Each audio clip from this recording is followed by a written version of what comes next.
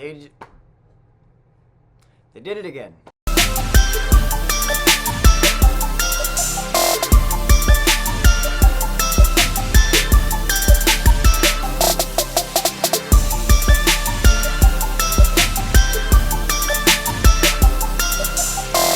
Spider-Man Miles Morales is practically another new Spider-Man movie, and what I mean by that is that it delivers on everything I want from a Spider-Man tale.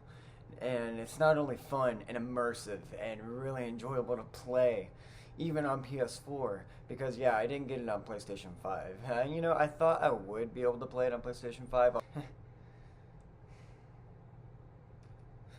wouldn't have said I was thinking that. And I gotta say, this game, it like I said, it's a playable movie, and it really does deliver on everything I want in a Spider-Man story. Spider-Man PS4 was a great Peter Parker story. It was a great tale about responsibility. It was a great story about Peter Parker's relationships, especially with Dr. Octavius, and how meaningful that was, how that impacted him, and how he grew from that, and his relationships with his Aunt May and everyone around him. And it's a beautiful tale about him growing and pursuing even higher stakes than he was even used to, and he was already used to higher stakes because he had been Spider-Man for a while at that point. Spider-Man Miles Morales is different in the sense that it is about an earlier tale. It is about Miles Morales and his genesis as Spider-Man. In Spider-Man PS4, it's funny because really both games carry over this theme of responsibility. Hello, Venus. Both games really carry this theme of responsibility in the sense that every choice from Peter Parker had an impact and had consequence. Spider-Man stories should be full of consequence, and these games feature that in their narrative. Peter Parker works with Miles Morales' father as an officer in the first game.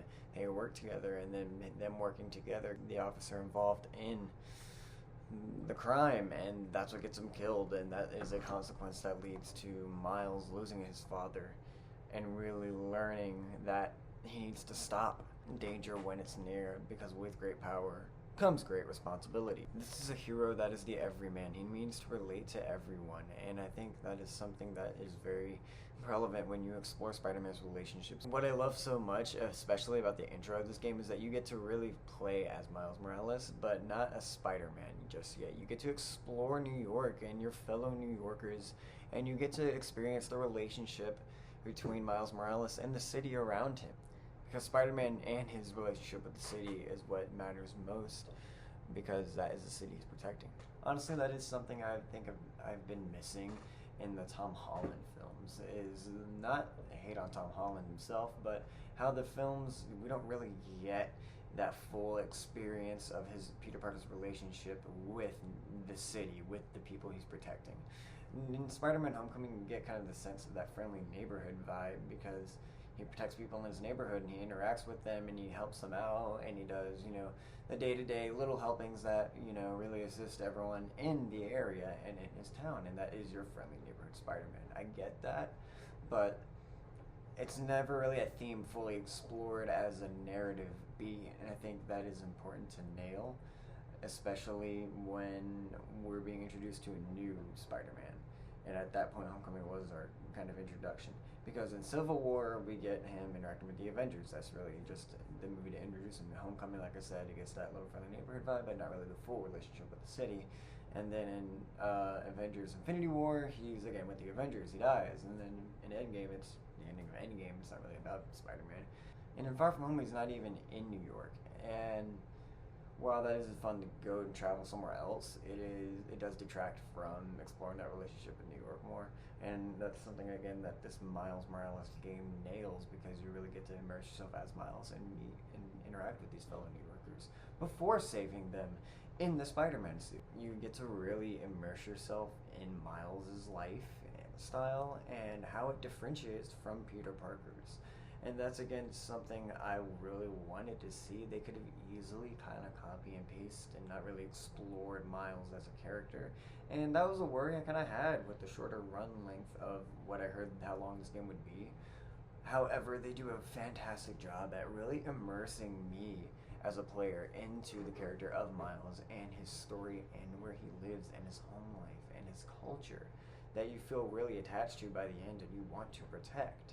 So when you face these higher threat level villains, you genuinely feel like, okay, this is my responsibility to take this on. Otherwise, the people I love and my culture and very people I care about could be lost. And like this game is just so good at nailing those stakes. The villain is very personal, and I won't spoil it here because I think it's a very important character to experience in the game. However, you do understand exactly where they're coming from, and I think that's a very it's one of the most personal tales I've experienced in recent Spider-Man stories. It is a very fascinating dynamic and a very heavily themed dynamic, and it really does explore the idea of taking things and matters into your own hands and when that can go too far. There is another villain in this game, and he's the more generic one. However, that never really detracted from me. He's the generic business guy. It's played by Troy Baker, and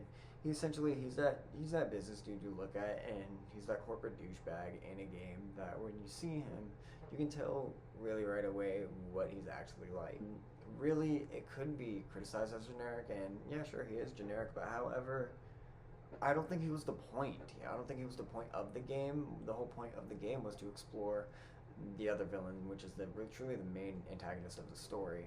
And really, that generic villain, that corporate dude, is really played by Troy Baker, is just there to push that narrative along. He's there to push those characters to certain points, so their stories can conclude in the way they conclude. And I think in that sense, he's used very well, and he's used just like he should be used, and that's totally fine. That doesn't bother me at all. Yeah, I can't get over gushing about how this truly does feel like this game presents what truly feel like true trials and tribulations that Spider-Man should go through to truly earn the title of Spider-Man. Miles Morales earns that name. He doesn't just become some other character we throw in the suit for the sake of, hey, we can bank on 2 Spider-Man now. He feels like a genuine new character that I want to follow and see grow as a hero of New York City. This game is very short. It's shorter than PS4 Spider-Man, but I think that's totally fine because honestly the story is perfect for me. I don't have problems with it. I mean, sure, there's pacing issues in the sense that the game is short, but it never detracted from the narrative experience I had with this game. It delivered in quality over quantity, and I think that's something that should be considered when playing a game like this, because you also do get New Game Plus, and you also get side missions to do and things to explore in New York City. And I haven't even gotten to the gameplay yet. I've been talking about the story this whole time and how awesome it is. Even the cutscenes are fantastic, and even I would say a step up from Spider-Man PS4's cutscenes. So I honestly don't know which game I like better. I haven't even gotten to the gameplay yet. As for the gameplay, it's a lot of copy and paste, but not in a bad sense. This game has that if it ain't broke, don't fix it approach, and that's the perfect way I think they could have gone with it, because this really already is reflecting, like the Arkham trilogy, a lot of the good mechanics that we love and don't really need to change carry over, and we expand on that, and we get that with Miles Morales' powers in this game. And that's something that's really fun to do, is when you get to essentially use this Venom Strike electronic energy with Miles Morales, where you can hit people and you have that extra impact when you're fighting, so it goes that electronic energy has a very good impact, and I think that's really awesome. And it really adds it adds more of an impactful feeling and a more gratifying feeling in the combat, even more so than Spider-Man PS4. And now I feel like when I go back to Spider-Man PS4, I'll be looking for that electronic energy in the Venom Strike again, but I'll feel naked without it, and I'll have to readapt to not having that. And I think that goes to show how influential that new feature was to the game. I would say in terms of gameplay flaws, the leveling up system frustrates me sometimes, because you can do all your side missions and the ones that are available before end game and before you beat the main story, but I wish I had the ability to do that before completing the main story. I wish I had the ability to level everything up, and I guess it has to do with saving up your points, but still I wish the game kind of, I guess, made it to where you could always level up before you finish the main story. And I don't know, maybe I could be wrong. Tell me in the comments if you can do that, and I'm just talking and completely wrong about that. But I don't know. I just wish I could level up before finishing the main story. It's the complete inner completionist in me with these type of games. I did it with the Arkham games. I like completing them and then beating the main story. I wish I could do that with this. However, it's a small gripe, and I can just easily go back to New Game Plus and do that and get the rest of the upgrades. So either way, I'm having a blast. But in all honesty, these new Spider-Man games, just these two games alone, have proven that we can get great Spider-Man stories beyond the MCU. And these two games are practically awesome Spider-Man films of their own.